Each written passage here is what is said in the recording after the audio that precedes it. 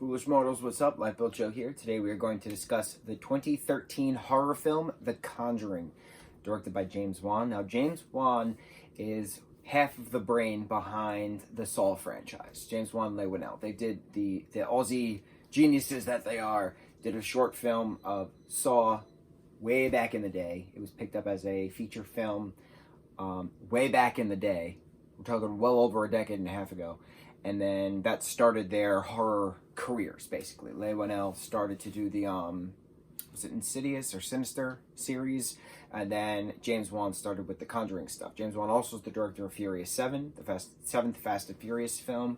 And you could tell a James Wan film from anything else because he has a very specific eye for cinematography when it comes to, like, camera swooping and, like that kind of stuff, like that kind of motions and things like that. Also, the score that any James Wan film has, it's very like loud and deep and like roary, but not so much roary. Now I have notes because the Conjuring universe is big and it's one of the first like horror universes. Like, yes, there's the Friday the 13th universe, and yes, there's the Nightmare on Elm Street universe and Halloween universe, etc., right? But it's how do I explain this? The Conjuring universe is more like the Marvel universe, like the cinematic universe. So you have these different characters having their own films, but they all tie together in various aspects one way or another. Rather than Nightmare on Elm Street, you know, having Freddy Krueger be the main villain in each film, you have different villains, quote unquote, within the Conjuring universe. You have Annabelle, you have the Nun, you have Bathsheba, the satanic witch, you know, who does possessions. You have Valak, who's another demon, who's, you know, the demon behind the nun kind of a thing, right? There's different evil entities. You have Annabelle herself, who is, you know, controlled by a nameless demon in the first place. Like, you have all these different entities as different villains. It's not just one singular villain. So these characters are all interacting with each other throughout the different films, but it's a lot to take in. So I have the timeline, and I also have the... I'm just going to read all the notes, so it's digitally in front of us as we move on, right? And then we'll actually discuss 2013 Conjuring and why it still scares the crap out of me 6 years later. Okay, The Conjuring takes place in 1971, came out July 19th, 2013, directed by James Wan. Annabelle, 1967, came out October 3rd, 2014, directed by John R. Leonetti. The Conjuring 2, 1977, came out June 10th, 2016, directed by James Wan. Annabelle Creation, 1955, came out August 11th, 2017, directed by David F. Sandberg. The Nun, 1952, came out September 7th, 2018, directed by Corin Hardy. The Curse of La Llorona, LL is ya, right? Llorona? The Curse of La Llorona, 1973, came out April 19th, 2019, directed by Michael Chaves. And Annabelle Comes Home, 1972, June 22nd, 2019, Gary Doberman, directed by Gary Doberman. Annabelle Comes Home technically starts in 1968 when the Annabelle investigation takes place, and that's exactly how the beginning of Conjuring starts. It starts off in 1968 when Ed and Lorraine Warren, world-famous paranormal investigator, demonologists. Now, I'm from Long Island, right? I'm a Long Island boy. I am 2 towns away, I'm 2 cities away, I'm literally 2 miles away from the Amityville Horror House, right?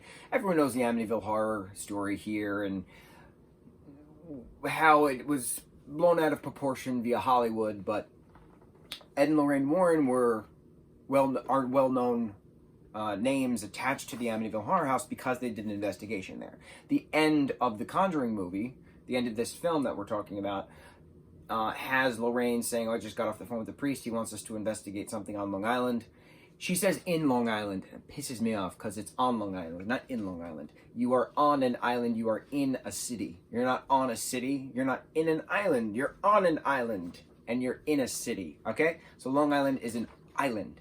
It's a geographical place. It is not a city. There are many cities on Long Island, but you are not in an island. You are on an island. Okay, enough ranting. So, film starts out The Conjuring starts out in 1968. Ed and Lorraine Warren take the Annabelle doll, lock her in a case, and we get way more information in Annabelle, the first film, Annabelle Creation, and then Annabelle Comes Home.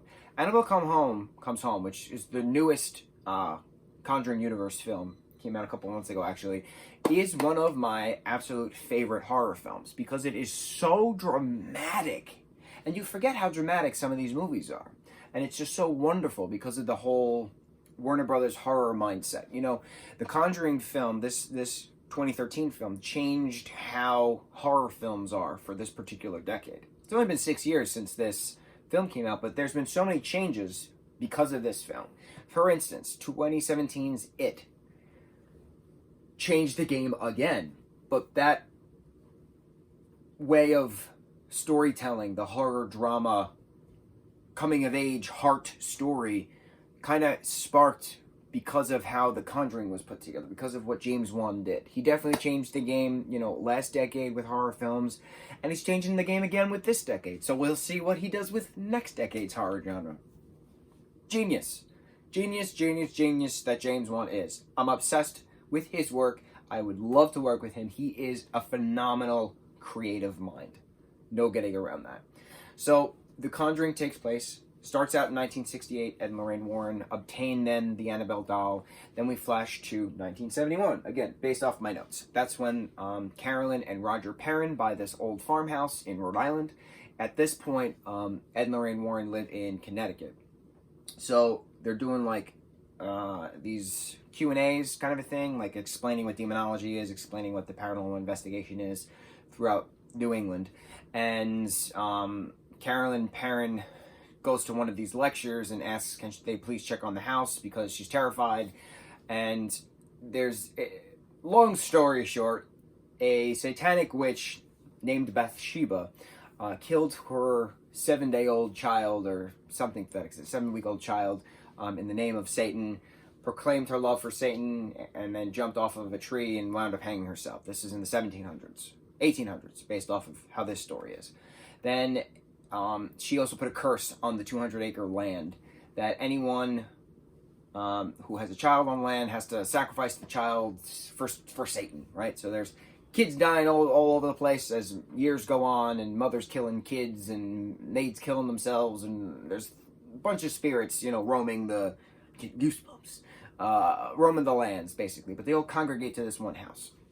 So the Perrin family has 5 daughters. They're all having these experiences with different ghosts and this evil entity who turns out to be Bathsheba. So it's actually named. The entity is named Bathsheba, the satanic witch who just will not let go of the past, basically. In the name of Satan, as she proclaims. So the demonic energy that she became is staying there. The Warrens, you know, do their investigations, find all of these terrible things going on to the family, to the house in general.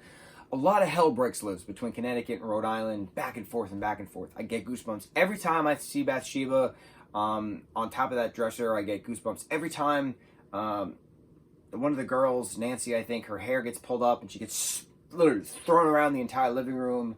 What else? When Rory pops up in the music box and all these other little things, and you're like, oh, like I'm actually like, I'm getting goosebumps thinking about it because it's creepy. What's creepy about this film particularly is when Lorraine is explaining the entity that she sees. She says it's like this shadow, it's got the shadow-like grip, and it's latched onto you, and it's feeding you, and it's just taking all your energy, things like that. I've done my fair share of ghost hunting back in the day. Not a fan.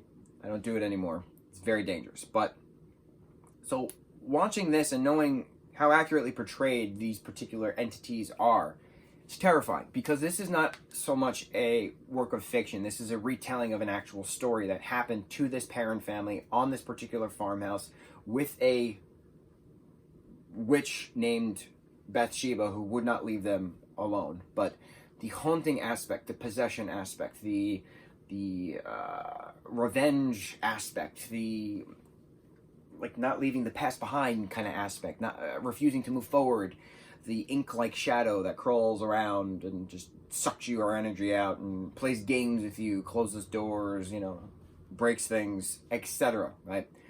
it's creepy seeing that. And I remember first seeing this in 2013. I was at a friend's house. When did this movie come out? July. So I saw it that summer, but at a friend's house.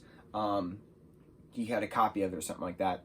And we're watching it. It's like 2 a.m. It's terrifying. It was terrifying watching this at 2 a.m. because knowing how accurate it all was. And then we all had to talk about different ghost stories that we've experienced and blah, blah, blah, this and that. I don't talk to any of them anymore. But I remember sitting in that friend's living room watching this, 2 in the morning. Everyone's scared shitless because of the experiences we've all had in general, and then seeing it portrayed on a screen taking place in the 70s. The amount of genuine fear that this family had, and the very first type of paranormal investigating with the different tech. Super intricate. Like nowadays you have 1,000 different ghost hunting shows on every single channel. You know, I give Zach Baggins and the Ghost Adventures crew so much credit because they have definitely upped the game that every other show has been trying to get to that level. Because Zach is just Zach. He's just the ghost bro. He's just awesome. Zach and Aaron and Billy are just, you know, and Nick before them, they all just went crazy just to get proof that this exists. When the dimensions blur, the things pop out. And it's a matter of, why do they pop out? Are they reliving the same day over and over again? Are they just stuck in a time loop? Are they actually coherent and conscious to what you're saying? Can they actually form actual sentences and speak to you? You know, will they actually move things? Do they have enough energy to move things? Will they suck you dry like a battery? Are they going to suck the battery of the camera dry after 8 minutes of it rolling? A lot of stuff has happened since Ed and Lorraine Warren first started this in the 60s, 70s, right? How far we have come. And it's really neat having the two of them, Ed and Lorraine Warren, in one of the lecture scenes, and the camera pans to them. Of course, they're very old at this point. In this film. Now, Lorraine passed away recently, so it's just creepy watching this film because of the accuracy in the depiction of the retelling of an actual story of a family, right, and the aftermath that happened. So moving forward with the Conjuring universe, the Annabelle films are all about the Annabelle doll, but also how the doll came to be, the demon that has claimed the doll, the girl who also has claimed the girl's ghost who also has claimed the doll, but then how Ed and Lorraine got the doll, and how the doll is trying to kill everybody in general. Annabelle Comes Home is literally as who was it? Gary, right? Gary Doberman. I think it's Doberman. And James Wan were like being interviewed, and they were saying how it's kind of like Night at the Museum. That Annabelle is just like making all of the artifacts in the museum, in that room, come to life and like cause chaos, right? Annabelle Comes Home is one of my favorite horror films. It's beautiful, terrifying and beautiful, and so sad, absolutely so sad. I love it. But it all started because of 2013's Conjuring film, and so many sequels to come. We are going to try our hardest to watch and review every Conjuring universe film that we can, that has been released before Halloween. I don't know if I can do it. There's a lot going on my plate, but we will see. We will try. We'll try. Stay tuned. But yeah, so The Nun 2 is currently in development. The Conjuring 3 is currently being filmed. And another spin-off called The Crooked Man is currently in development. We meet the Crooked Man and the Nun both in The Conjuring 2, which was in 2016. So I don't know what's going on with the Crooked Man film, because it's 3 years later and we've already had a Nun film 2 years after the second film came out. So yeah. What are your thoughts on the Conjuring universe? You have my beautiful notes right here. I don't have an Annabelle doll. I don't have a shirt. I have nothing of my love for this film series, but it creeps me the creep out. Freaks me the freak out. I like that. Creeps me the creep out and freaks me the freak out. That is good. I'm going to use that from now on. Mucho mahalo.